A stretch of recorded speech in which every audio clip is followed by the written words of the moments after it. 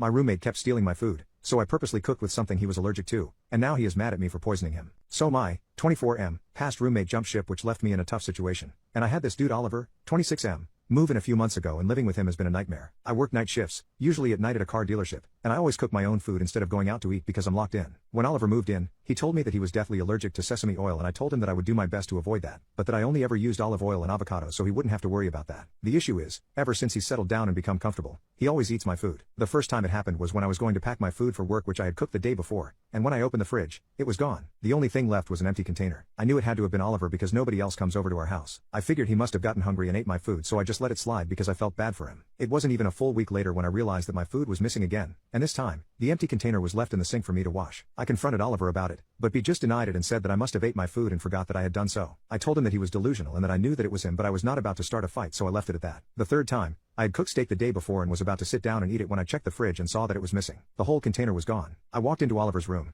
and he was sitting under his desk, obviously hiding, and eating my food. I yelled at him and told him to stop eating my stuff and to pay me back for all the stuff he's ate, and he just sat there and started crying. He then proceeded to apologize a million times, and say that he did not know that I was not willing to share with him, because his previous roommates shared all the food and that's what he was used to. I told him that I had explicitly told him previously to not eat my stuff, but he just kept apologizing and saying that it would not happen again. I waited for him to send me money for food, which of course he did not do because he claimed that his account was empty because he had just paid rent. I went out and was furious, and I realized what I was going to do. I prepped my next meal, and had bought sesame oil to cook it with, and packed it in the fridge for the next day. Well, the next day came, and I headed out to go to the gym, and my food was still in the fridge. I did my workout, and by the time I came back, there was an ambulance out front. I ran upstairs, and as expected, the EMTs were seeing to Oliver, and I hate to admit it, but I did not feel bad at all. I warned him so many times to stop eating my food, and there he was, poisoned at his own fault. He started yelling at me, saying that I tried to poison him and that this was all my fault and that I would have to pay his medical bill, but the EMTs continued with assisting him and calming him down. They took him away to the hospital in an ambulance, and I was able to relax and cook that evening, without worrying about him eating my food again.